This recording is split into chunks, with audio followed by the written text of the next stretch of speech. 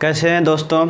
शुरुआत करते हैं। आज एक कुछ लाइनों से शुरुआत करते हैं, उसके बाद में बातचीत करते हैं। थकन को ओढ़कर बिस्तर में जाके लेट गए, हम अपनी कब्र मुकर्रर में जाके लेट गए। ज़िंदगी भर लड़ते रहे एक दूसरे से, मगर मरे तो बराबर में जाके लेट गए।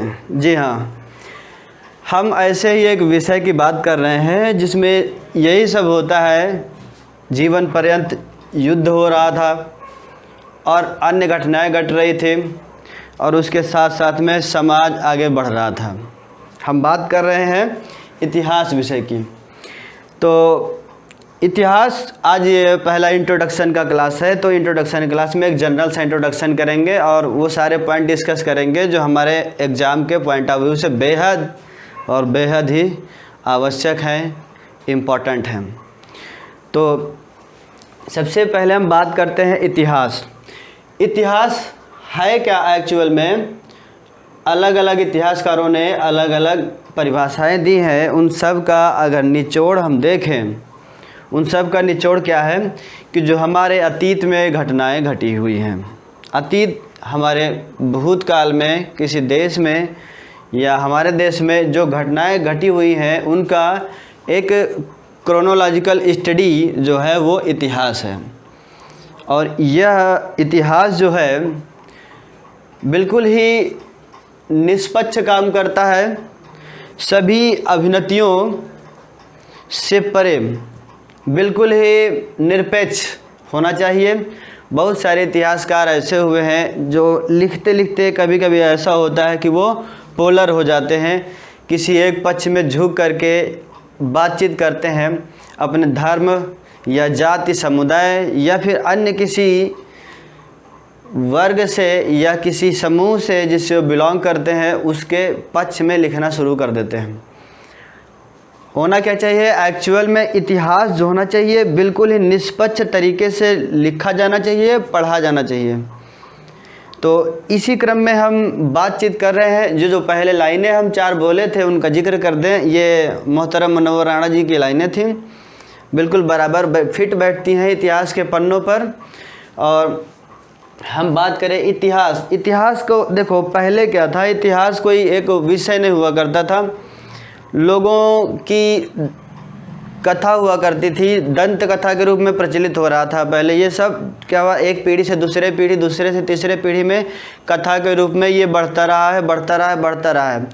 लेकिन उन सब चीज़ों में ये जब बढ़ता है आगे तो उसमें बहुत सारी चीज़ें क्या होती हैं, मिसमैच हो जाती हैं। तो फिर क्या हो जाता है, कुछ अन्य तत्व भी आ जाते हैं। लोगों की अपनी आस्था के अनुसार या अनास्था के अनुसार कुछ चीज़ें उसमें इंक्लूड हो जाती हैं। मैं थोड़ी सी आज बातचीत करूंगा इसलिए क्योंकि ये इंट्रोडक्शन की क्लास है, डायरेक्ट टू द पॉइंट बातचीत करें। उससे बेहतर है कि हम वो सारे चीज़ छोटे उन सारी चीज़ों का एक संक्षिप्त विवरण जान लें जो कि होना चाहिए। इतिहास बिल्कुल धर्मनिरपेक्ष, पंथ निरपेक्ष तरीके से लिखा जाना चाहिए, पढ़ा जाना चाहिए और श्रोता के मन में वो वास्तविकता बननी चाहिए जो अतीत में हुई थी। मेरे शब्दों में कहा जाए इतिहास क्या है, तो एक लाइन में मैं कहना चाहूँगा कि इतिहास अतीत का चलचित्र है। अब चलचित्र है तो जाहिर सी बात है वो क्रोनोलॉजिकल ऑर्डर में होगा, एक समय, उसके बाद उसके बाद वाला समय, उसके बाद में उसके बाद वाला समय, इस तरह से इतिहास का निर्धारण होता है। और मेरी ये राय है कि आप जब भी इतिहास को पढ़ना शुरू करें तो अपने धर्म या मज़हब, अपने जाति समुदाय, इन सब चीज़ों को अपने जेब में रख के पढ़ना शुरू करिए, हृदय से निकाल करके, ताकि आपको वो इतिहास की वो सारी बारीकी पता चल सके जो होती हैं। एक नाम मैं अधिक समय ना लेते हुए, क्योंकि ये सारी चीज़ें बहुत थ्योरेटिकल हो जाएंगी और वो एकेडमिक क्लासेस के हिसाब से हो जाएंगी। हम बातचीत करेंगे, किसकी बात करेंगे? इतिहास में जो योगदान है। अभी बातचीत कर रहे थे कि वो दंत कथा के रूप में प्रचलित होता रहा है और इस क्रम में जो पहला प्रयास किया गया वो सबसे पहले हेरोडोटस ने किया। हेरोडोटस हेरोडोटस ने पहली बार इतिहास लिखने का प्रयास किया। लिखे तो उसके पहले भी कुछ किताबें लिखी गई, बहुत सारी किताबें लिखी गई विश्व में, भारत में भी, लेकिन वो पूरी तरह से इतिहास नहीं कही जा सकती है। उनमें कहीं ना कहीं वो धार्मिकता और अभिनतियाँ रही हैं। तो हम ये बात करें कि इस व्यक्ति ने सबसे पहले, ये यूनान का एक व्यक्ति था, इतिहासकार था, इसने सबसे पहले कुछ इतिहास की चीज़ों को उकेरा और उकेरा तो क्या, एक किताब लिखी। इसने एक किताब लिखी, उस किताब का नाम था हिस्टोरिका। एक किताब लिखी, ये मोस्ट इम्पॉर्टेंट है, पूछी जाती है। हिस्टोरिका एक किताब लिखी, और ये ऐसा होता है कि जब शुरुआत में कोई एक नई प्रथा चालू होती है, नई अवस्था या नया विषय डेवलप होता है, तो उसमें जो पहला योगदान हो आता है वो बेशक ही आद्य रूप में हो या आदिम रूप में हो, उसको हम मान लेते हैं कि शुरुआत वहीं से है, और जहाँ से शुरुआत होती है हम उसको क्या कहते हैं कि वो उस चीज़ का क्या है, जनक है। तो हम ये मान लेते हैं कि क्या है, हेरोडोटस को क्या बोलते हैं, इतिहास का पिता कह देते हैं। इसको क्या बोल देते हैं, इतिहास का पिता बोल देते हैं। तो यहाँ से हमारे दो क्वेश्चन बन गए। पहला क्वेश्चन तो ये हिस्टोरिका किसने लिखा था, महोदय ने लिखा था। दूसरी बात, इतिहास का पिता कौन है, महोदय हैं हेरोडोटस। इसकी खास बात है, इसका जो संस्कृत में प्रोनाउंसिएशन होता है इंडिया में हरिदत्त नाम से होता है। आप कंफ्यूज मत होइएगा कहीं पर अगर हरिदत्त का जिक्र मिल जाए, उसी का ये दूसरा नाम है। अक्सर ऐसा होता है कि हम लोग हिंदी में अपने मदर टंग में वो बातचीत करते रहते हैं, तमाम दार्शनिकों के या फिर विदेशियों के नाम ऐसे होते हैं जो कि हम प्रोनाउंस कुछ दूसरा करते रहते हैं। जैसे कि हम बात कर दें सिकंदर की, अंग्रेजी में अलेक्जेंडर है, हिंदी में सिकंदर है, संस्कृत में अलक्षेंद्र बोलते हैं। सुकरात है, सुकरात को हम लोग सुकरात बोलते हैं, और लिखा सोक्रेट्स जाता है। इस तरह से अरस्तु लिखा अरिस्टोटल जाता है। प्रोनाउंसिएशन में थोड़ा थोड़ा फ़र्क पड़ जाता है। तो ये एक पहला व्यक्ति था जिसने इतिहास के पन्नों को लिखना शुरू किया। एक निश्चित दायरा था लेकिन लिखना शुरू किया। पहली बात, ये एक बात हो गई। अच्छा, इतिहास के बारे में और हम जाने, मैं अभी जैसे ये बातचीत कर रहे थे कि इतिहास के लेखन में वो अभिनतियाँ जब आ जाती हैं तो क्या हो जाती है, चीज़ें बदल जाती हैं। इसका मैं एक सीधा एग्जाम्पल देता हूँ। एक क्लास में एक जो टीचर थी, क्लास टीचर मैडम थी। मैडम ने अपने शुरुआत की जो कॉर्नर की बेंच थी उसमें बैठे हुए एक बच्चे से एक सेंटेंस कहा और उस सेंटेंस को कहा कि आपको अपने पड़ोसी के कान में बताना है, ऐसे बताना है कि कोई दूसरा ना सुनने पाए। और वो पड़ोसी अपने पीछे वाले पड़ोसी को बताएगा, वो पड़ोसी अपने पीछे वाले को बताएगा। इस तरह से वो मैसेज जो था मैडम का वो पूरे क्लास में कन्वे होना था और लास्ट में घूम करके अंतिम बच्चे तक पहुंचना था। तो अंतिम बच्चे तक पहुंचना था तो मैडम ने एक सेंटेंस दिया था। वो सेंटेंस आप कुछ भी मान सकते हैं। वो सेंटेंस जब वो घूमते आया उस आखिरी के बच्चे तक के, तो सेंटेंस का जो पहले जो दिया गया था सेंटेंस, उस सेंटेंस का और जो लास्ट में आया है घूम के सेंटेंस दोबारा टीचर के सामने पूरा अलग अलग था। बहुत सारी नई चीज़ें उसमें जुड़ चुकी थी और जो मूल बातें थी उसमें बहुत कम ही रह गई थी। तो इसी तरह से इतिहास अगर ये लिखा ना जाए बाकायदे एक किताब में, तो क्या होगा, अगर हम उसको दंत कथा के रूप में इस्तेमाल करें तो क्या हो जाएगा, उसमें कुछ ना कुछ परिवर्तन आ जाएंगे समय के साथ में या सुनाने वाले के लहजे में। ऐसे अक्सर देखा होगा कि हम लोग कथाएं सुनते हैं, किस्सा कहानियां बुजुर्गों से सुनते हैं, एक ही कहानी दो अलग अलग लोग सुनाए तो अगर वो लंबी कथा है, बहुत शॉर्ट कथा ना हो, थोड़ी लंबी कथा हो, लव कथा ना हो, लव कथा में तो सेंटेंस नाम मात्र के सेंटेंस होंगे और बातें भी नाम मात्र की होंगी, कुछ चंद बातें होंगी। अगर वो थोड़ी बड़ी कथा है तो जाहिर सी बात दो व्यक्तियों के सुनाने में बताने में अलग अलग फ़र्क पड़ जाएगा, अलग अलग फ़र्क पड़ जाता है। हो सकता है कि उनके कहानी में कुछ दूसरा ट्विस्ट ला के अंत वहाँ तक हो सकता है कि वो दूसरा वाला उससे डिफरेंट तरीका अपना लें, तो ऐसा देखने को मिलता है। तो ये इतिहास के लेखन में क्या है, हम लोग करते क्या है, बाकायदे पहले जो लिखे गए हैं अधिकतर इतिहासकार नहीं थे, वो पेशेवर इतिहासकार नहीं थे, इसलिए बहुत ज़्यादा हम उन पर ट्रस्ट नहीं कर सकते हैं। जब बहुत ज़्यादा ट्रस्ट नहीं कर सकते, लेकिन फिर भी हम मोटा मोटा आंकड़ा निकालें तो बहुत सारी चीज़ें हम उनसे निकाल सकते हैं। जैसे हमारे पुराण हो गए, हमारे वेद हो गए, और अन्य मिथ हो गए, अदर कंट्री के मिथ हो गए, हमारे कंट्री के मिथ हो गए। तो इन सब से हम पूरी सच्चाई तो नहीं कह सकते हैं, बहुत सारी अतिशयोक्ति वाली चीज़ें जुड़ गई हैं हमारे साथ साथ में। जैसे मैं एक एग्जांपल लिखता हूँ कि पहले जो लिखने वाले होते थे आश्रय में रहते थे, किसी के जिसके आश्रय में रहते थे उसके अनुसार वो इतिहास को लिखते थे। जैसे भूषण ने लिखा है छत्रसाल के बारे में, पक्षी परछीने परे ऐसे परछीने वीर, तेरी बरछी ने बरछीने हैं खलन के। मतलब ये अतिशयोक्ति कर दिया। और जगनिक ने परमाल रासों में, जिसको आल्हा बोलते हैं, उसमें लिखा है कि आल्हा उदल बड़े लड़ैया जिनसे हार गई तलवार। तो इस तरह के जिक्र मिलते हैं, लेकिन हम ये तो मान सकते हैं कि जो आल्हा उदल रहे होंगे वो अच्छे लड़ाका रहे होंगे। हालांकि वो नाफर सरदार थे, अच्छे लड़ाका रहे, अन्य स्रोतों से भी पता चलता है, लेकिन उतना अतिशयोक्ति नहीं होनी चाहिए। फिर भी हम उनसे कुछ खास चीज़ें निकाल लेते हैं। तो इतिहास को जो खोजने का सबसे पहला काम भारत में जो किया गया था वो 1863 में शुरू हुआ। 1863 में शुरू हुआ। किसने शुरू किया? जिसने भी शुरू किया उसका नाम था रॉबर्ट ब्रूसफूट। रॉबर्ट ब्रूसफूट थे। इन्होंने 1863 में सबसे पहले इतिहास को जानने का, खनन का और इन सब चीज़ों को जानने का एक प्रयत्न किया। कहाँ से शुरू किया? पल्लवरम से शुरू किया। दक्षिण भारत में एक जगह है, स्थान है पल्लवरम, वहाँ से चीज़ों को शुरुआत किया, खनन की शुरुआत किया और अवशेष निकालना शुरू किया।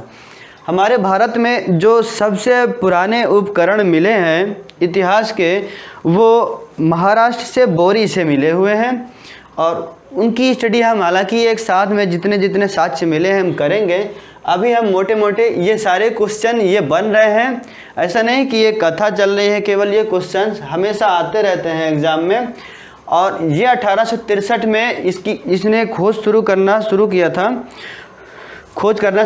था। और 1863 के पहले 1861 में जब लॉर्ड कैनिंग यहाँ का वायसराय था, वो गवर्नर जनरल से वायसराय तब नियुक्त हो चुका था रानी के घोषणा पत्र के मुताबिक। तो जब ये वहाँ का वायसराय था तब इसने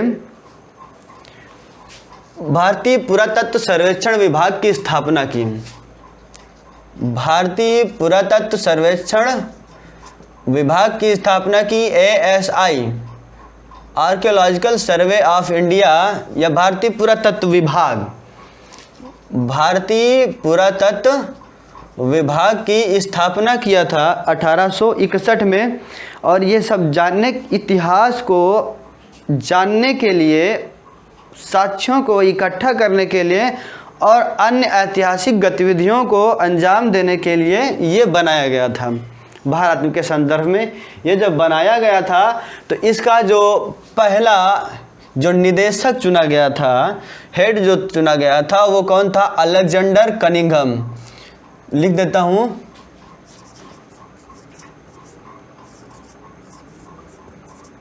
अलेक्जेंडर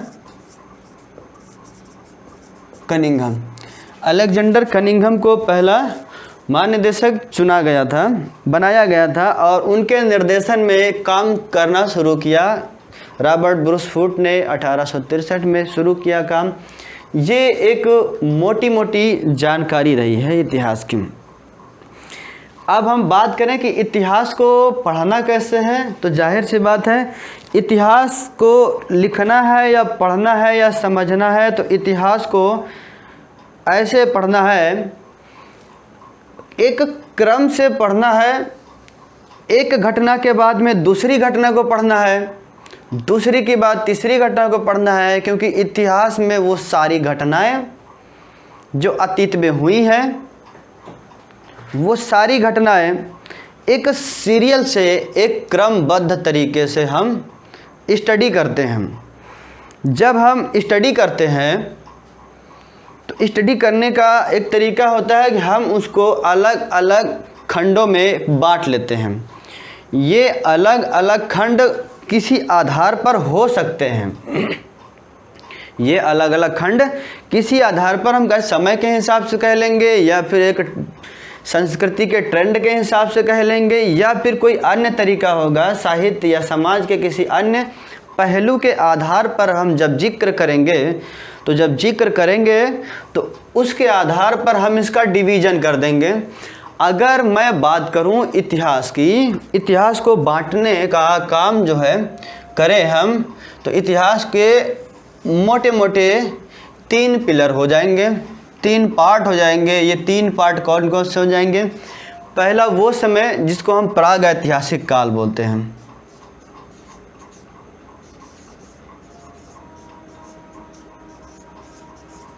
प्राग ऐतिहासिक काल। दूसरा वो समय जिसको हम आद्य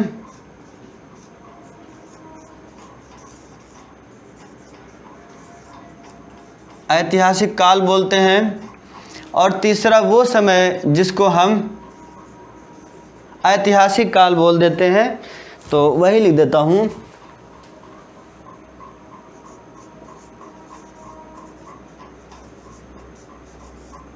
ऐतिहासिक काल।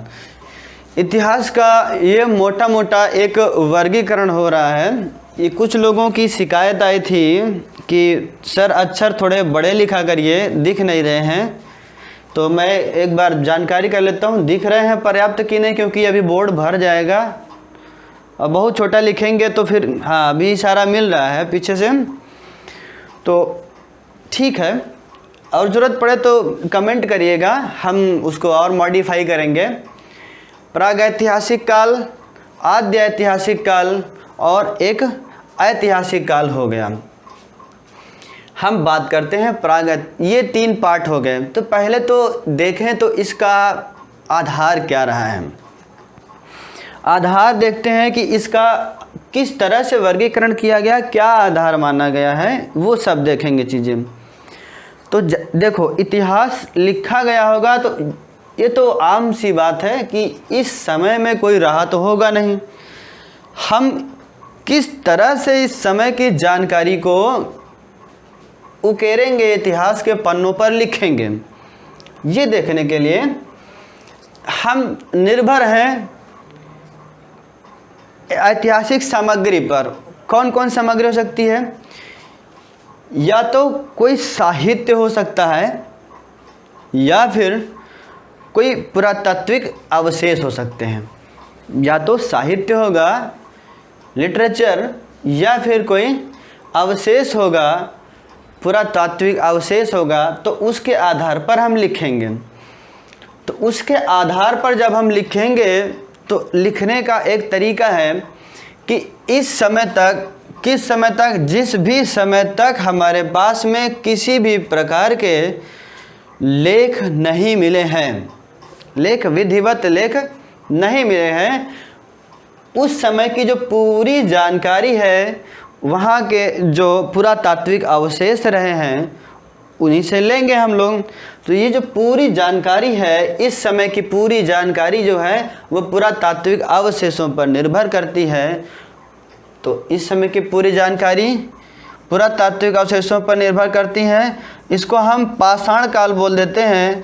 पाषाण का मतलब होता है पत्थर। इस काल को हम बोलते हैं कि ये पाषाण काल है, क्योंकि अधिकतर यहाँ पर प्रस्तरों का इस्तेमाल किया गया था, पत्थर के औजार थे, ये सब इस्तेमाल किया गया था। किसी प्रकार की भाषा का कोई विकास नहीं हुआ था।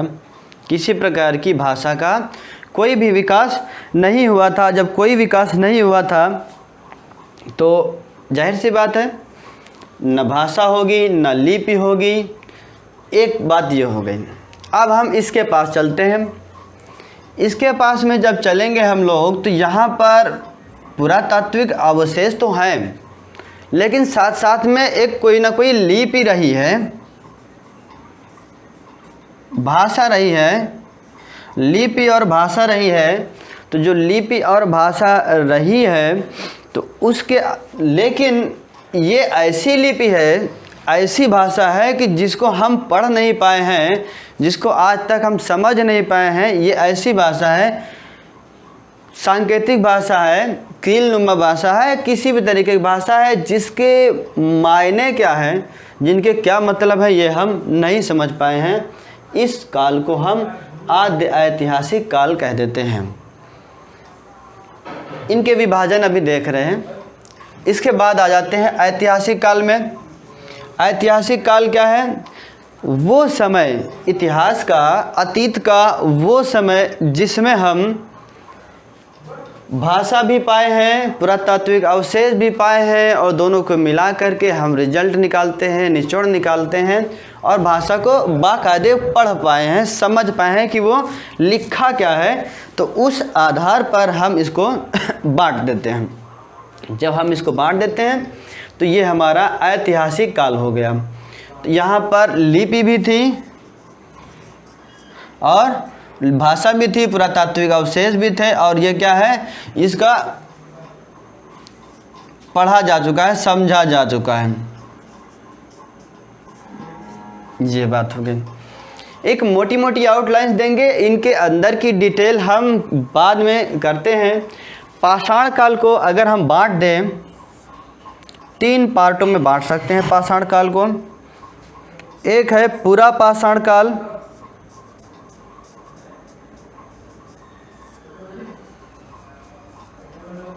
दूसरा है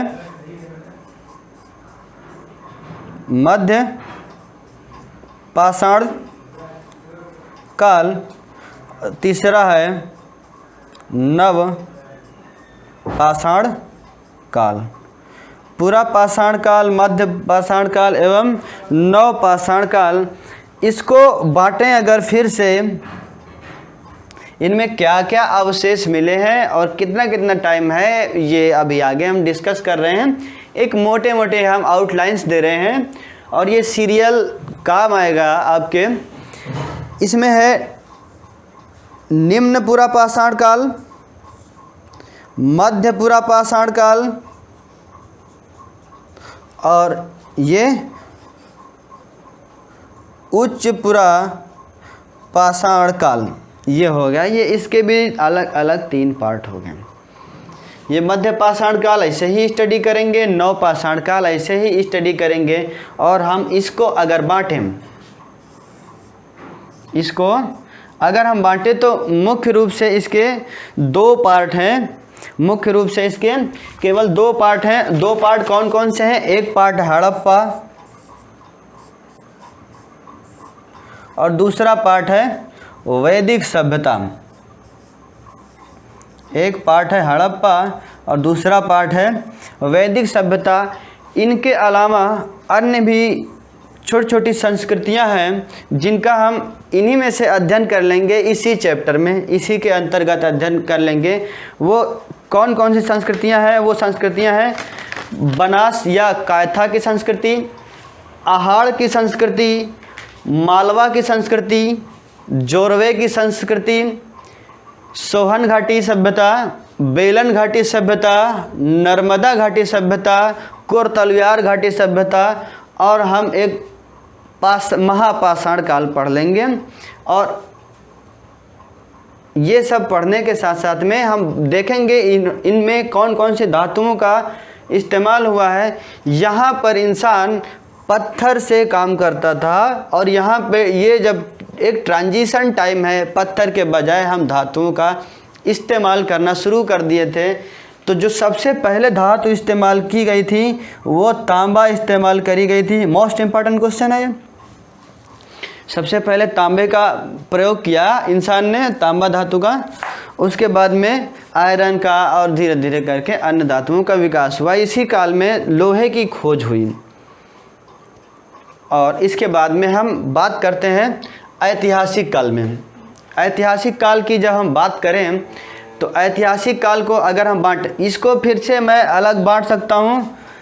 2 मेजर पार्ट हैं इसके, एक बार देख लेते हैं कौन कौन सा पार्ट है। एक तो वो टाइम है जिसके बारे में जानकारी हमको केवल ऋग्वेद से मिलती है, यानी कि ऋग्वेदिक समय, और दूसरा कौन सा है, उत्तर वैदिक समय।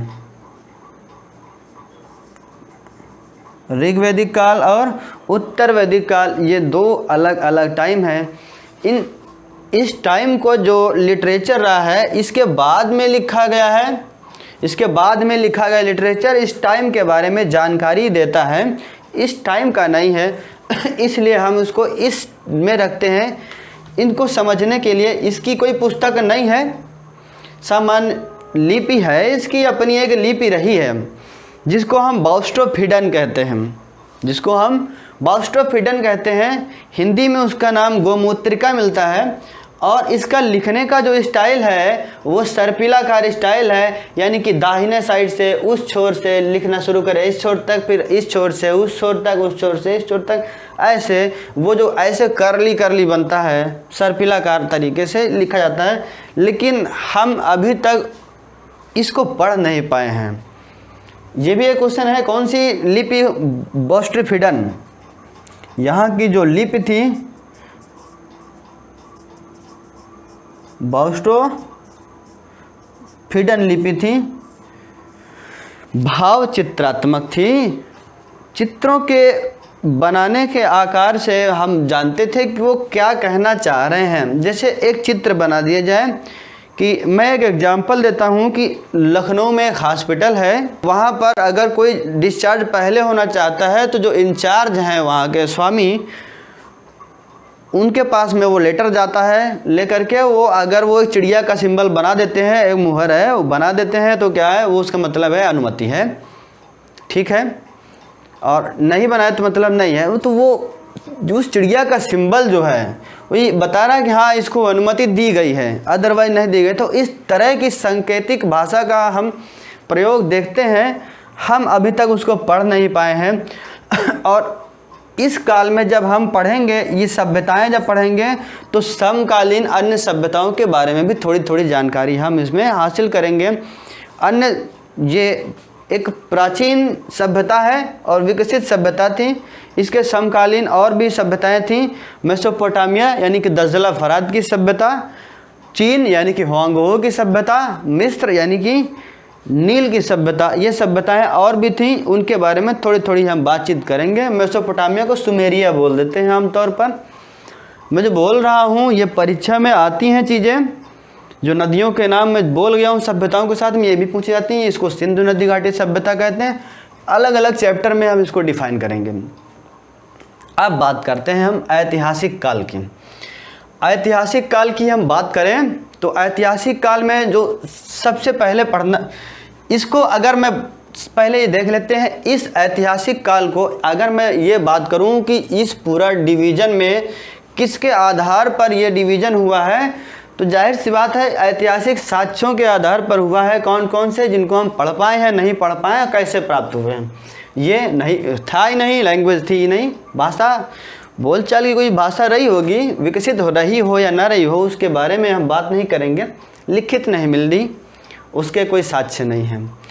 एक आध जगह में भी नवीनतम खोजों के अनुसार एक गुफा अभी मिली हुई जहाँ पर बातचीत कर रहे हैं कि वो बहुत पुरानी, लेकिन वो इंडिया के रिस्पेक्ट में नहीं है। तो ये अलग बात हो गई। यहाँ पे लिपि जान रहे आप मिली है, लिपि मिली है, लेकिन हम उसको अभी डिसाइफर नहीं कर पाए हैं। आगे चलते हैं। ऐतिहासिक काल, ये pre history, proto history and history बोलते हैं इसको, हिस्ट्री एंड एज। तो ये अलग अलग, इनकी मैं अंग्रेजी लिखना भूल गया हूँ। Pre history, proto history and ये हिस्ट्री। अब हम बातचीत करें इस टाइम को अगर मैं बांटना चाहूँ तो बांट देता हूँ इसको 3 अलग अलग समय के निर्धारण में हम इसको बांट देते हैं। 3 अलग अलग पार्ट कौन कौन से हो जाएंगे? एक पार्ट हो जाएगा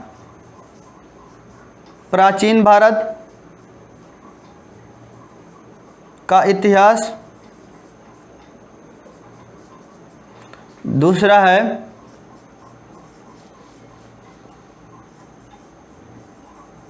मध्यकालीन भारत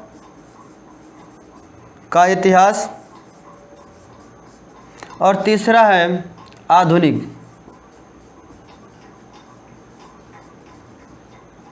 आधुनिक भारत का इतिहास। जहाँ पर मैं सुंदर राइटिंग से नहीं लिखता हूँ, वहाँ बोलता रहता हूँ तो वो समझ लेंगे उसी के साथ में। तो ये अलग अलग डिवीज़न किया गया। Ancient Indian history, medieval Indian history और ये मॉडर्न इंडियन हिस्ट्री। सबसे पहले बातचीत करें कि हम इसको किस तरह से बांटे हैं। अगर हम इसका सीधा मतलब देख लें तो ये मुझे लगता है जो निचोड़ है पूरी किताबों का, वो ये लगता है कि ये रिलीजियस पॉइंट ऑफ व्यू और कल्चरल पॉइंट ऑफ व्यू से इसको हम डिफ़ाइन कर रहे हैं, बांट रहे हैं। ये जो भारत में जन्मे धर्म है उन धर्मों का समय है।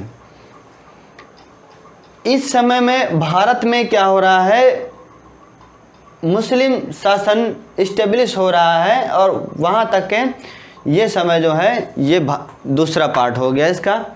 और तीसरा पार्ट अगर देखें, जब मुस्लिम शासन का पतन हो रहा था, यानी कि औरंगजेब की मृत्यु के बाद से, ये टाइम है वैदिक सभ्यता के बाद का समय, 600 BC बोलते हैं।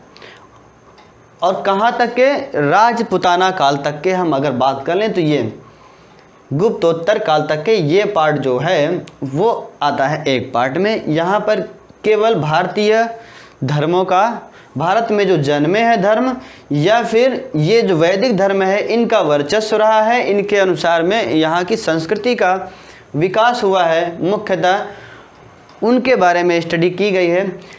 हालांकि इसमें कुछ विदेशी तत्व आए, कुछ विदेशी आए। कौन कौन आए? हिंद यवन आए, शक आए, पहलव आए और कुषाण आए। लेकिन ये बाहरी धर्मों का इन्फ्लुएंस नहीं था यहाँ पर। कुषाण भी आए इंडिया में तो वो बौद्ध हो गए। हेलियोडोरस के टाइम की बात करें तो वो भागवत हो गए। इस तरह से क्या है, यहाँ पर अभी जो वर्चस्व है, जो संस्कृति है, वो भारत में जन्मी संस्कृति का ही एक स्वरूप मिलता है। ये मध्यकालीन भारत में क्या हम पहले बातचीत करेंगे इसमें पूर्व मध्यकाल की पूर्व मध्यकाल के बाद में यहाँ पे मुसलमान शासन की बातचीत करेंगे। कहाँ तक के ये हम मान लेते हैं कि अरबों का जब आक्रमण हुआ उस टाइम से लेकर के, यानी कि 712 या 711 मान लेते हैं, अलग अलग इतिहासकारों का अलग अलग वो टाइम दिया हुआ है उसका। सिंपल सी बात है, अरब आक्रमण से लेकर के हम औरंगजेब की मृत्यु तक का जो समय है, जब तक कि इस्लाम यहाँ पर प्रभावी रहा है, औरंगजेब के बाद में इस्लाम क्या हो गया, धीरे धीरे क्या हो गया, कमज़ोर शासक है, वो धीरे धीरे क्या हो गया, डिके हो गया, पूरे साम्राज्य का पतन हो गया, पूरी डायनेस्टी डिके हो गई। इसके बाद में ये आधुनिक समय आ गया। आधुनिक समय का मतलब है जब वो पतन होने लगा तो यूरोपीय शक्तियाँ आईं तो जाहिर सी बात है एक नई संस्कृति का विकास हुआ। नई संस्कृति आके यहाँ पर वो कोलिजन किया उस संस्कृति का। उस संस्कृति के हिसाब से इस पार्ट को अलग कर देते हैं। और यहाँ पर देखा जाए तो कुछ क्रिश्चियन का प्रभाव रहा है, क्रिश्चियनिटी का, और उसके अलावा ये इकोनॉमिक जोन ज़्यादा बन जाता है और फ्रीडम वगैरह इसी में हम देखते हैं। इसी के बाद आधुनिक इतिहास में हम स्वतंत्रता तक की बातचीत करेंगे 1947 तक के। और 1947 के बाद का जो भारत है, कैसा भारत? संविधान निर्माताओं के मन का भारत बन पाया है या नहीं बन पाया है वो देखेंगे। क्या घटनाएं हुई हैं और कौन कौन से विवाद रहे हैं, नक्सलवाद कैसे बना है, और अब तक की जो बात है, कब तक की, जब मैं रिकॉर्ड कर रहा हूँ 2021 तक की बात हम यहाँ पे कर लेंगे। हालांकि वो स्वतंत्रता तक ही है, लेकिन हम उसको एक्सटेंड करके स्टडी कर लेंगे वो मोटे मोटे केस जो हमारे परीक्षाओं के दृष्टिकोण से इम्पॉर्टेंट हैं। तो ये एक मोटा मोटा खाका है जिसको हम लोग स्टडी करेंगे। मैं बातचीत करता जा रहा हूँ, सुनिए ध्यान से, तो चीज़ें, बहुत सारी चीज़ें मिलती चली जाएंगी जो एग्ज़ाम में आनी हैं या आती हैं। एक और बातचीत कर लें कि ये जो हमारा विभाग था, ये पूछा जाता है एग्ज़ाम में, ये जो हमारा विभाग था पुरातत्व सर्वेक्षण वाला, भारतीय पुरातत्व विभाग, सर्वेक्षण विभाग, ये किस मंत्रालय के अधीन काम करता है, किस मंत्रालय के तहत इसका गठन हुआ? गठन तो पहले ही हो गया था, लेकिन बात करें इस समय वर्तमान में किस मंत्रालय के तहत काम करता है, तो ये है ministry of culture. Ministry of culture यानी कि संस्कृति मंत्रालय, संस्कृति मंत्रालय के अंतर्गत ये काम करता है। और इस समय जब मैं रिकॉर्ड कर रहा हूँ ऑफिशियल डेटा के हिसाब से, प्रहलाद सिंह पटेल जी मंत्रालय को संभाले हैं स्वतंत्र प्रभार में। तो अभी इसको बिगाड़ देते हैं, ये पार्ट अभी हमारा डिस्कस करने का रह गया है। इसको फिर से लिखता हूँ, जगह बची नहीं है इसलिए इसको मैं फिर से लिखता हूँ। हम इतने दूर तक आ गए हैं, वो बिगाड़ दिया है। और लास्ट वाले पार्ट की व्याख्या करना रह गया था। लास्ट वाला पार्ट कौन था? ऐतिहासिक काल।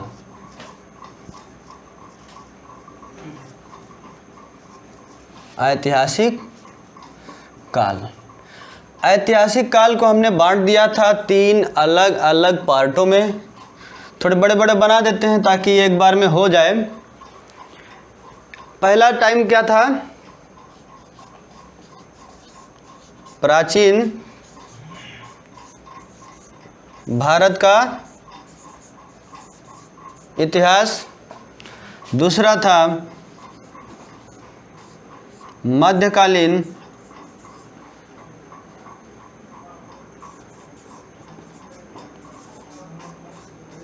भारत का इतिहास।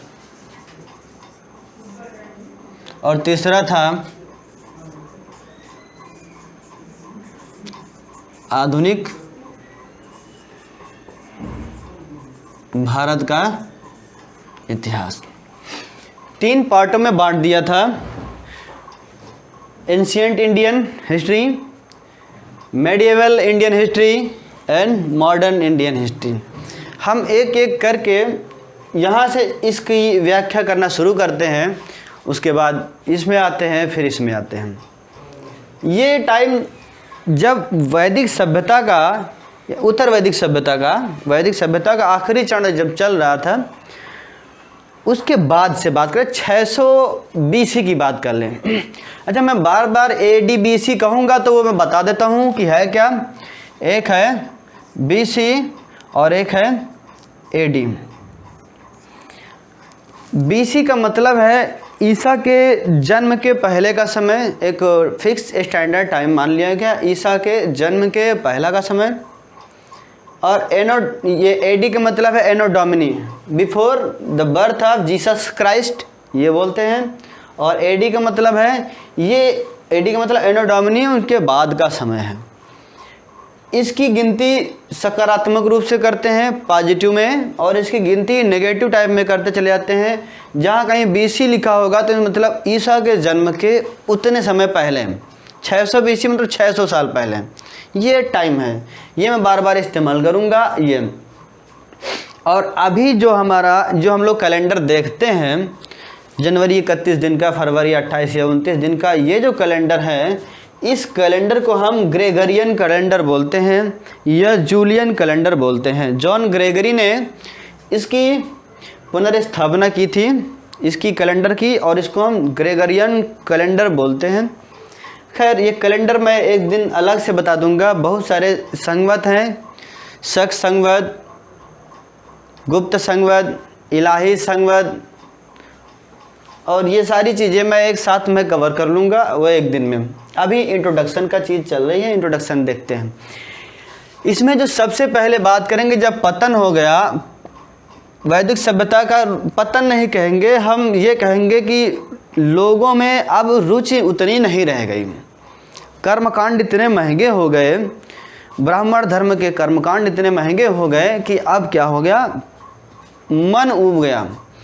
तो जो कबीले थे, कबीले जिनको जन कह दिया गया था, अगर अभी बातचीत करेंगे दशराज युद्ध के पहले का टाइम और उसके समकालीन समय जो था उसकी बात करेंगे तो हम जन पाते हैं, जन शब्द का उल्लेख पाते हैं, और वो जन मिल करके जनपद बना लिए, और वो जनपद मिल करके साम्राज्य, अब कबीले से एक शासन व्यवस्था की तरफ मुड़ रहे थे, बढ़ रहे थे, और एक नए समय का विकास हुआ।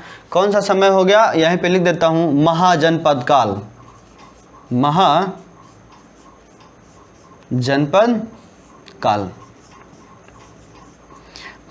महाजनपद काल में 16 महाजनपदों की बातचीत करी गई है भगवती सूत्र में, और अंगुत्तर निकाय में इनका उल्लेख किया गया है। महाजनपद की बातचीत कर रहे थे तो महाजनपद काल में 16 महाजनपदों का उल्लेख मिलता है, उनकी चर्चा हम इस चैप्टर में करेंगे। इसके बाद में जो सबसे मजबूत महाजनपद था जिसका उदय हुआ उसको हम कह देते हैं मगध। मगध का उदय, मगध का उदय पढ़ेंगे। मगध के उदय में किसको पढ़ेंगे हम मगध के उदय में पढ़ेंगे हार्यांक वंश, हार्यांक डायनेस्टी, शिशुनाग डायनेस्टी। उसके बाद में हम पढ़ेंगे नंद डायनेस्टी, नंद वंश, ये पढ़ेंगे तीनों। और इसी बीच में हम पढ़ेंगे नास्तिक धर्मों का उदय।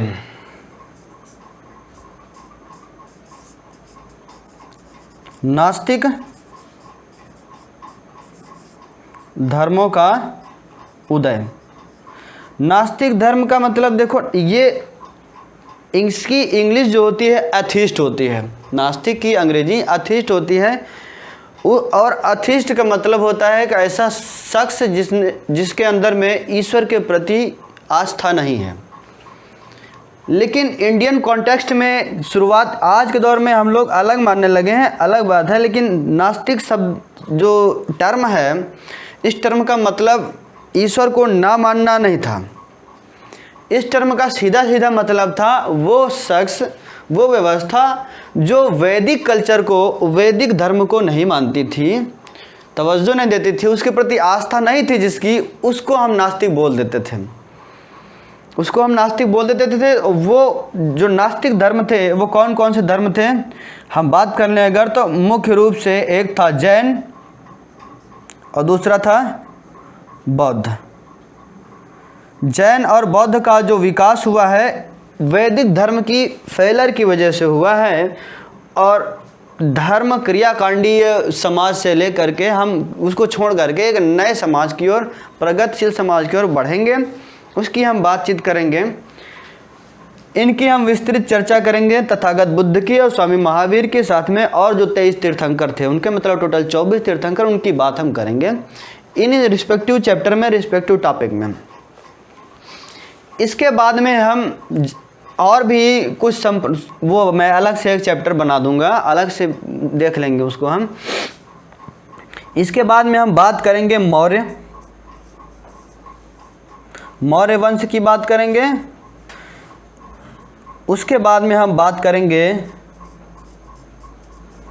मौर्योत्तर वंश, मौर्योत्तर काल की बात करेंगे। मौर्योत्तर काल की जब हम बातचीत करेंगे तो मौर्योत्तर काल के हम 2 पार्ट करेंगे। एक वो पार्ट जिसमें विदेशी शासक थे, और एक वो पार्ट जिसमें हमारे अपने यहाँ के स्वदेशी यानी कि भारतीय दिख रहा है वहाँ पर, भारतीय समाज के जो शासक हुए हैं उनकी हम बातचीत करेंगे। तो विदेशी जो थे शासक वंश, उनकी जब हम बातचीत करेंगे तो ये 4 शासक वंश थे। GSPK,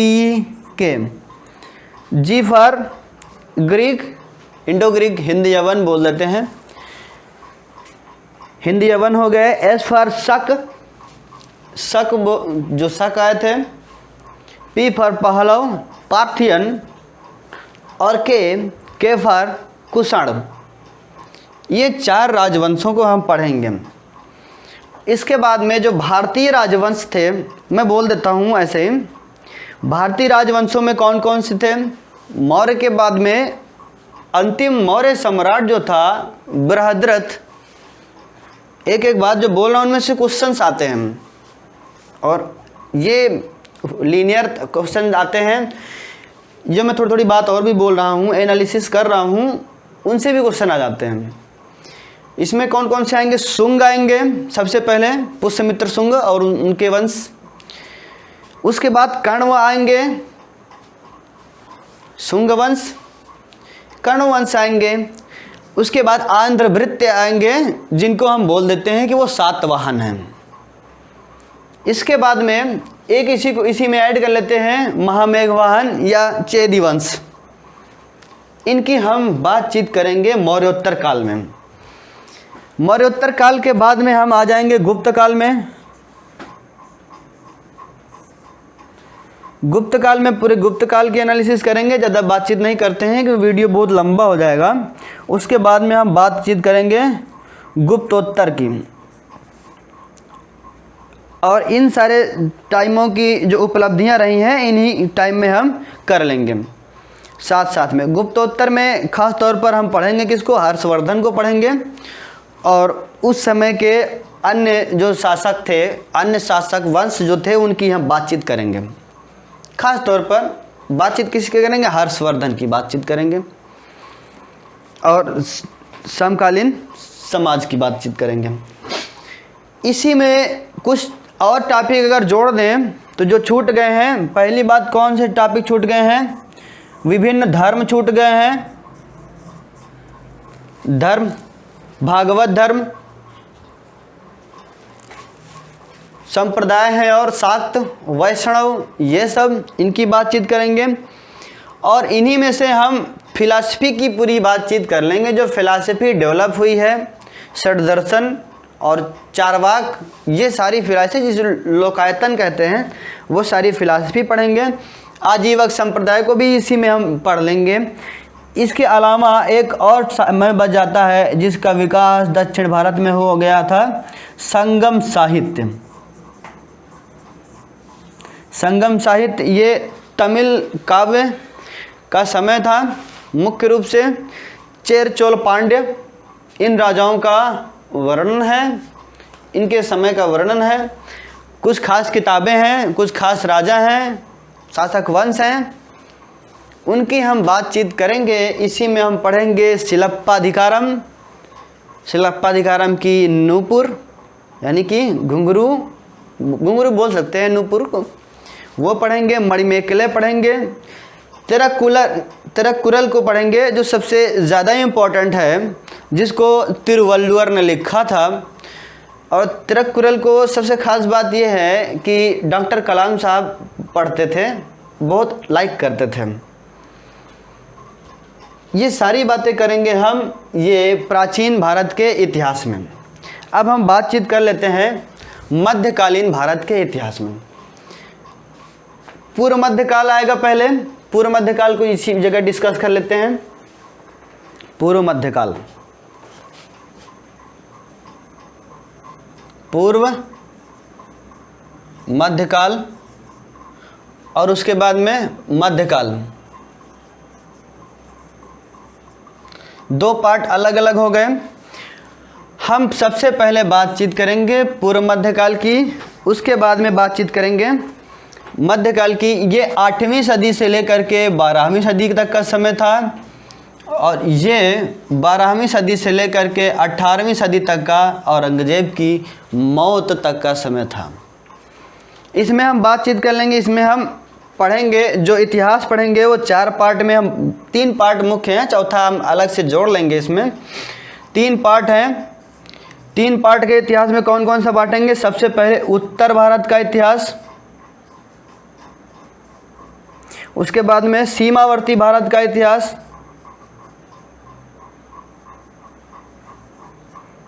और उसके बाद में दक्षिण भारत का इतिहास।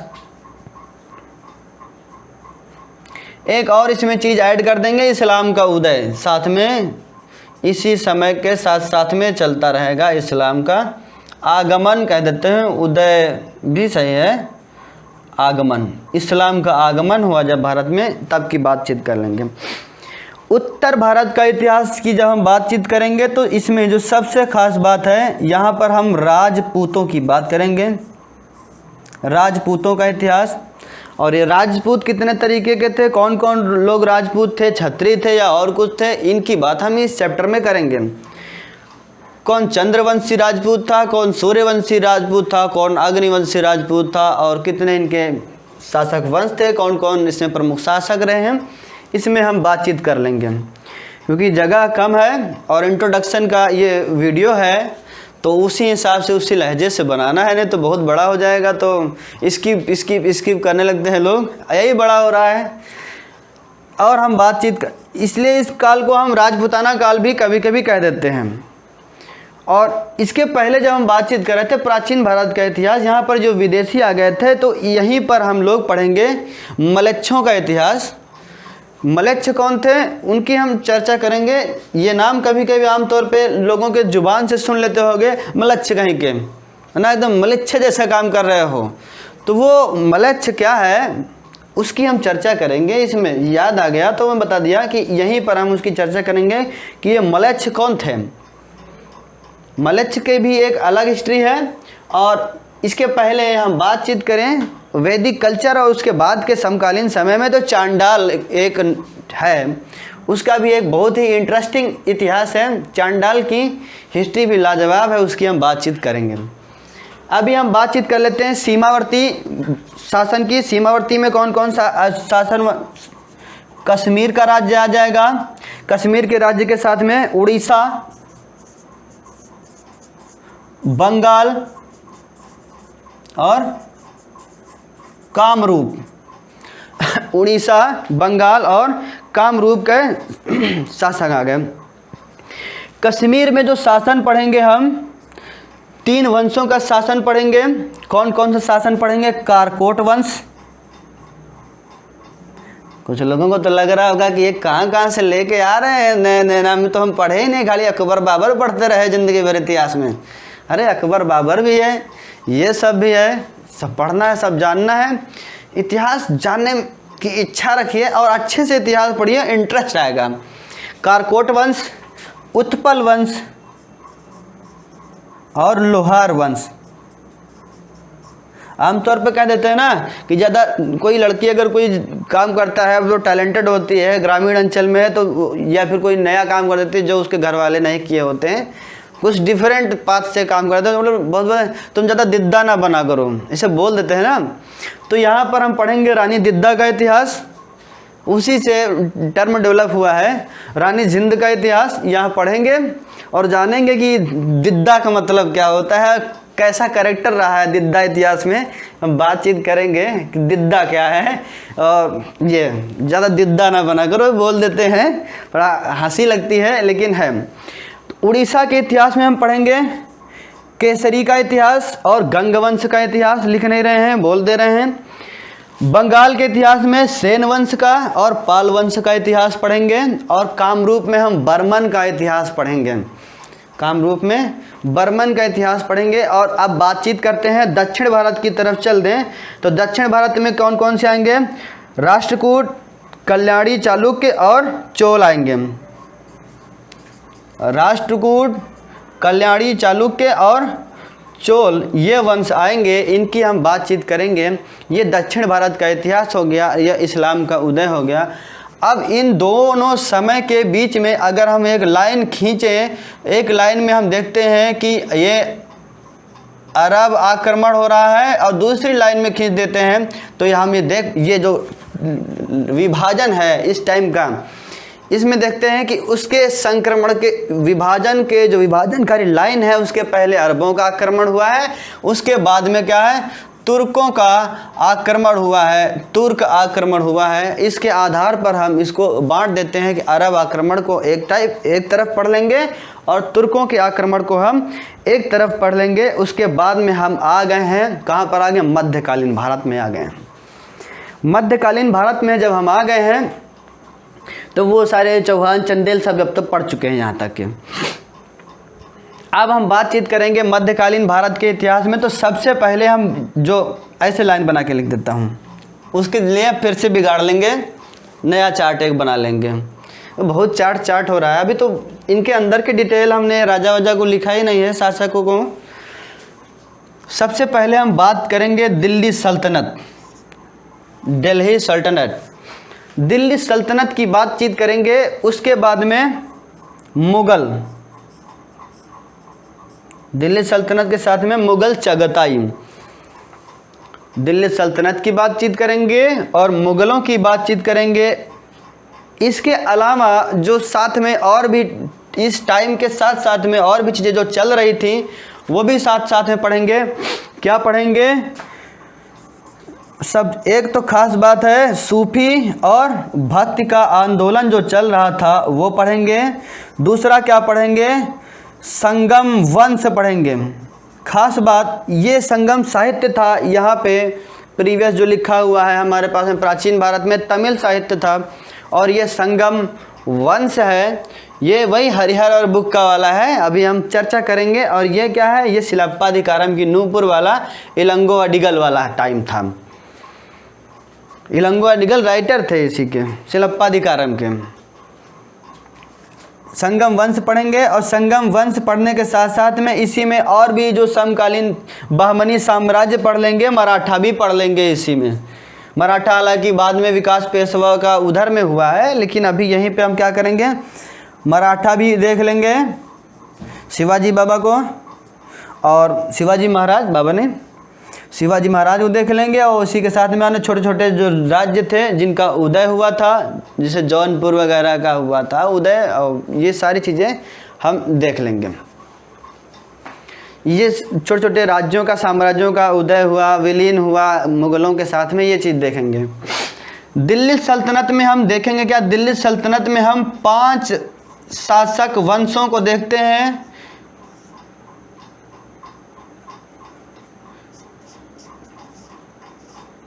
कौन कौन सा, GKTSL, ये ट्रिक कह लो या फिर ऐसा कुछ, जैसा भी तुम लोग समझ पाओ वैसा भी आप कर सकते हैं।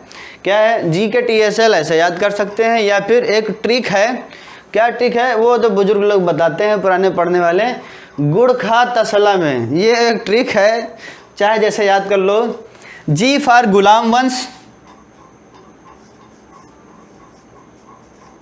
गुलाम वंश, ये खिलजी वंश, और ये तुगलक वंश, ये सैयद वंश, और ये लोदी वंश।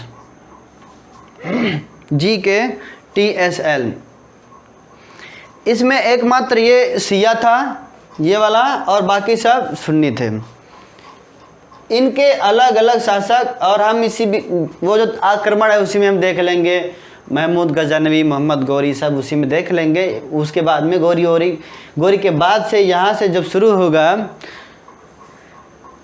हम देखेंगे कुतुबुद्दीन इल्तुतमिश के आगे की बात वहाँ से देखना शुरू करेंगे, और यहाँ तक कहाँ तक हम आ जाएंगे, इब्राहिम लोदी तक के, सिकंदर लोदी तक के हम आ गए। इसके बाद में यहाँ पे मुग़ल आ जाएंगे। मुग़ल में मुग़ल ही नहीं पढ़ना है, मुग़ल पढ़ना है और सूरी पढ़ना है, मुग़ल पढ़ना है और सूरी पढ़ना है, और इनके साथ साथ में राजपूतों से या अन्य राजवंशों से संबंध और उनसे क्या है, उनका विलीनीकरण, ये पढ़ना है। तो अन्य राज्यों का उदय एवं अस्त, विलीनीकरण, ये पढ़ना है। सूरी में शेरशाह सूरी और उसके उत्तराधिकारी पढ़ना है। मुग़ल वंश की बात करें तो मुग़ल वंश में कौन कौन से बातचीत करेंगे हम, किसकी, बाबर की, हुमायूं की, अकबर की, जहांगीर की, शाहजहां की, औरंगजेब की, इन सब की बातचीत करेंगे। उन सब की बातचीत करने के साथ साथ में ये अध्याय का जैसे ही औरंगजेब की मृत्यु हो जाती है, ये अध्याय यहाँ पे समाप्त हो जाता है। ये अन्य भी पढ़ लेंगे हम। सूफी आंदोलन में हम सूफी बढ़िया गाएंगे, सूफी बजाएंगे। सूफी क्या होते हैं? कि मोटे मोटे तौर पे ये सूफी एक संत होते थे। मुख्य रूप से ये, हालांकि धर्म से इस्लाम को इसके पक्ष में लगता है, लेकिन वो ऐसा है नहीं। ये सूफी एक अलग ही विचारधारा है, इस्लाम से भी अलग है, क्योंकि सूफी में बहुत सब लोग आस्था रखते हैं, वो दूसरे धर्म के भी थे। ये बातचीत करेंगे। ज़्यादा हम डिस्कस ना करते हुए चलते हैं आधुनिक भारत की तरफ। ये बिगाड़ देते हैं तब तक के लिए, और थोड़ा और सहयोग करिएगा तो हम जल्दी से पहुंचते हैं।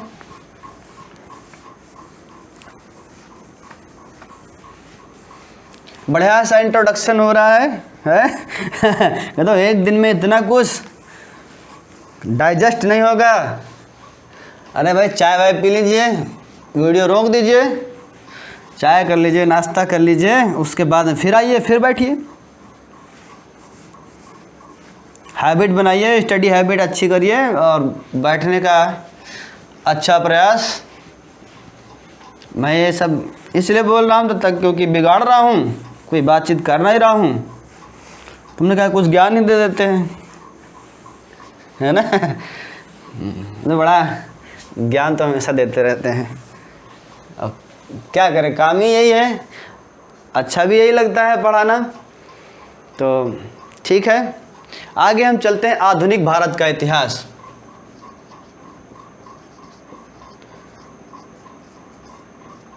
आधुनिक भारत की बात करें, modern Indian history. Modern Indian history में सबसे पहले बात तो है लेटर मुगल, बाद के औरंगजेब के बाद के जो मुगल थे उनकी बात करेंगे। मुअज्जम से लेकर के बहादुर शाह जफ़र तक के, बहादुर शाह द्वितीय जफ़र तक के बातचीत करेंगे। और उसके बाद में 1857 की क्रांति जैसे छोटी छोटी बातचीत कर लेते हैं। मालूम सबको है 1857 की क्रांति की बातचीत कर लेंगे। और जो धार्मिक आंदोलन हुए थे और समाज सुधार आंदोलन जो हुए थे, जो मसाले उठी थी समाज को परिवर्तित करने के लिए, पुनर्जागरण के लिए, उसकी हम बातचीत करेंगे। इंडियन नेशनल कांग्रेस की बातचीत करेंगे। इंडियन नेशनल कांग्रेस के बाद एक टॉपिक है, एक लंबा टॉपिक है, यूरोपियों का आगमन। यूरोपियों का आगमन में हम 5 तरह के यूरोपीय देखते हैं। कौन कौन से यूरोपीय थे? पुर्तगीज थे, जो पुर्तगाली, डैनिश थे, अंग्रेज थे, डच थे और फ्रेंच थे। ये लोग आए थे, इनकी हम बातचीत करेंगे, एक लंबी डिस्कशन करेंगे। उसके बाद में बताएंगे क्या क्या हुआ, क्या क्या नहीं हुआ। और आंतरिक राज्यों के जो संबंध थे, संघर्ष थे, लेटर मुगल पीरियड से लेकर के नए राज्यों के उदय तक के। नए राज्यों का उदय का मतलब है जैसे हमारा हैदराबाद का उदय हुआ था, निज़ाम, लखनऊ के नवाब का उदय हुआ था। इस तरह से छोटे छोटे राज्य, जो बंगाल का उदय हुआ, अब धीरे धीरे स्वतंत्र राज्यों की जो स्थापना हुई, उनकी हम बातचीत करेंगे।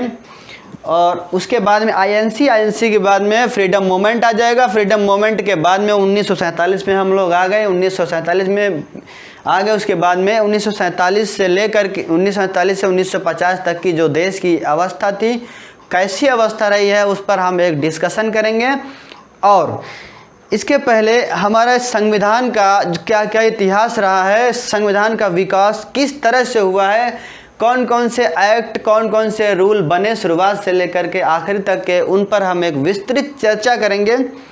और किस तरह से आज जो फॉर्मेट हमको दिखता है संविधान का, 100 से ज़्यादा अमेंडमेंट होने के बाद में किस तरह का हमारा कॉन्स्टिट्यूशन हो गया है, वो सब बातचीत हम करेंगे यहाँ पर। और बीच में कुछ आंदोलन हुए थे, कुछ जाति से संबंधित, कुछ धर्म से संबंधित, और उनकी बात करेंगे। महापुरुषों की बात करेंगे, जो स्वतंत्रता संग्राम सेनानी रहे हैं, उनकी बातचीत करेंगे। हम थोड़ा जल्दी जल्दी बोल गए क्योंकि चीज़ें लंबी हो रही थी, इसलिए हम उसको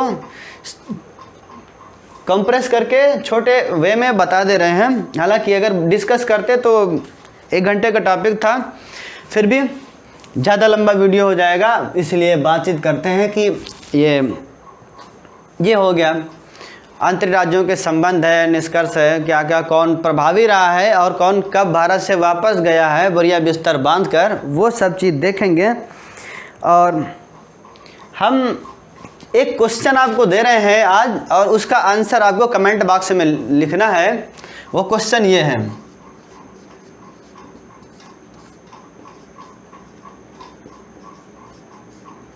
चंगेज खान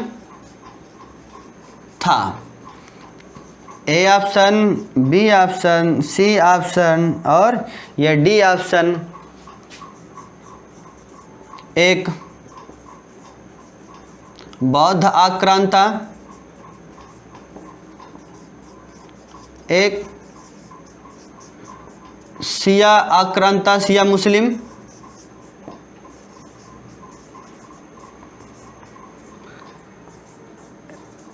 एक सुन्नी मुस्लिम आक्रांता और एक सूफी संत। ये है इसका आप आंसर, आप हमें कमेंट बॉक्स में दीजिएगा। देखते हैं कौन अच्छे से सर्च करेगा। अगर डायरेक्ट पता है तो डायरेक्ट अच्छी बात है, डायरेक्ट नहीं पता है तो सर्च करके बताएं। ये क्वेश्चन है आपके लिए, कमेंट बॉक्स में कमेंट करिए। उसके बाद में हम एक छोटी सी कहानी आपको सुनाते हैं। इसके बाद में आज का ये जो है इंट्रोडक्टरी क्लास, इसका हम समापन करेंगे। तो देखते हैं, इतिहास में बहुत सारी ऐसी घटनाएं हैं जो हमें कुछ ना कुछ सिखाती हैं, कुछ ना कुछ बताती हैं। हम एक बातचीत करेंगे, जब महमूद गजनवी भारत में आक्रमण कर रहा था, 17 बार उसने आक्रमण किए, ऐसा किताबों में मिलता है।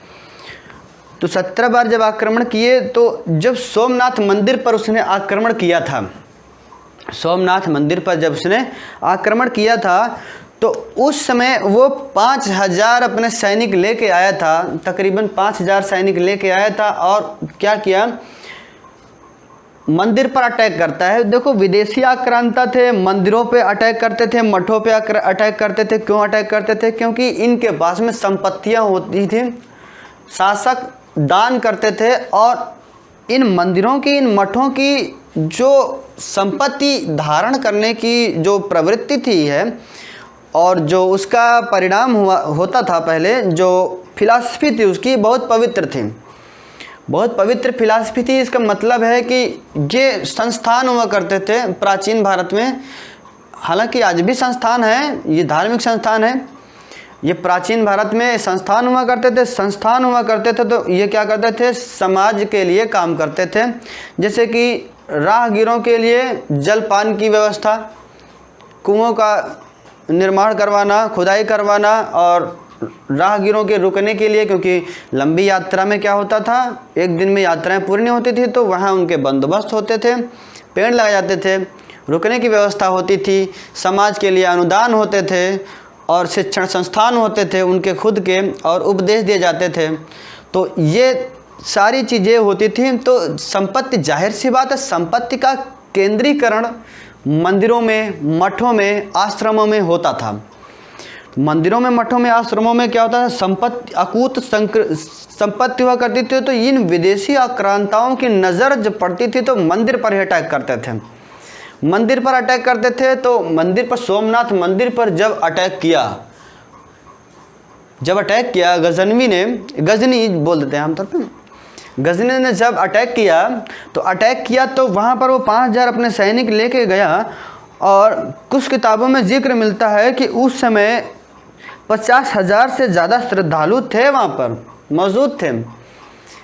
कुछ किताबों में 5000 ब्राह्मण थे और अदर थे, ये सब चीज़ें हैं। और जब वो अटैक करता है गजनी, तो वो सारे के सारे लोग ईश्वर की, यानी कि सोमनाथ यानी कि भगवान शिव, सोमनाथ नाम कैसे पड़ा उसकी भी मैं थोड़ी सी चर्चा कर दूंगा अभी। तो जब वो अटैक करता है तो भगवान की स्तुति में जुट गए, और वो कौन से भगवान, सोमनाथ भगवान कौन सा मंत्र जाप कर, मृत्युंजय मंत्र जाप करिए या फिर और कुछ करने लगे होंगे, जो भी उनका पंचाक्षर मंत्र या फिर जो भी अच्छा लगा होगा, जिसको जो सूटेबल रहा होगा, वो करते हैं। वो जब करते हैं, स्तुति करने लगते हैं कि भगवान बचा लें, आ करके मृत्युंजय मंत्र, ओम त्र्यंबकम यजामहे, ये वाला मंत्र पढ़ने लगे तो वो क्या, महमूद गजनवी आता चला गया और सबको काटता काटता काटता चला गया। तो देखो काटता चला गया और लूट के लेकर के चला गया। लूट कर जब लूट लिया और विध्वंस कर दिया उसका, जब उसका विध्वंस कर दिया तो देखो ये ऐसा क्यों हो पाया, इसके कुछ कारण हो सकते हैं, जिनमें एक कारण ये है कि हम लोगों ने लड़ना उचित नहीं समझा। अगर हम लोग स्टेबल खड़े हो जाते, ना तलवार लेके लाठी लेकर भी खड़े हो जाते, तो जाहिर सी बात कुछ तो हम प्रतिरोध करते, कुछ ज़रूर प्रतिरोध करते और इतना हानि नहीं होती। पहली बात ये, हम अंधभक्ति में पड़े रहे, ज़्यादा आस्था कर लिया। ईश्वर हमेशा कहता है, अगर कहीं है तो ईश्वर हमेशा कहता है कि आप अपना काम स्वयं करें। तथागत बुद्ध कहते थे, ये कहते थे कि मुझे तुम्हारे व्रत उपवास इन सब की कोई ज़रूरत नहीं है, सीधे सीधे कहते थे। तो जाहिर सी बात है कोई ईश्वर कुछ भी रहा होगा तो उसको इन सब चीज़ों की ज़रूरत नहीं है। आप अच्छे कर्म करते रहें, अपने कर्तव्यों का निर्वहन अच्छे से करते रहें, यही पर्याप्त है। पहली बात तो ये। और दूसरी बात ये कि हमारा समाज उस समय तक रक्षा के लिए, डिफेंस के लिए आश्रित था एक खास समुदाय पर। कौन समुदाय? क्षत्रिय वर्ण। क्षत्रिय वर्ण पर आश्रित हो रहा था। तो जाहिर सी बात है ब्राह्मणों ने कला कौशल सीखी नहीं थी। वो अलग बात है कि एक दो राजवंश आए, उन्होंने शासन किया, ब्राह्मण थे। जैसे सातवाहन, एक ब्राह्मण, ये उन्हीं का नाम है, गौतमी पुत्र का। तो ये शासक वंश आए, लेकिन अभी ट्रेंड समाज में उतना नहीं है कि सबको हम डिफेंस की या फिर रक्षा की आक्रांता बनने की शिक्षा दें। एक वर्ग था वो पूरा व्यापार में लगा हुआ था, और एक वर्ग था जिसको हम शूद्र कह देते हैं, उसको किसी लायक समझा नहीं गया था। वो केवल सोसाइटी में सेवाएं अपनी देने का काम कर रहा था। ये सारी चीज़ें हैं। तो कहने का मतलब हम डिपेंड थे किस पर? एक ही वर्ण पर डिपेंड थे, और उस वर्ण की जो सेना हो करती थी वो संगठित नहीं होती थी। युद्ध के समय हम उसको क्या करते, ऑर्गेनाइज कर लेते थे और युद्ध कर लेते थे। ये परिणाम थे। तो जाहिर सी बात है कि कुछ ना कुछ इस कहानी से आपको सीख मिली होगी। बात करें सोमनाथ मंदिर की, सोमनाथ मंदिर का सोमनाथ नाम कैसे पड़ा, सोमनाथ नाम कैसे पड़ा, वो एक कहानी है।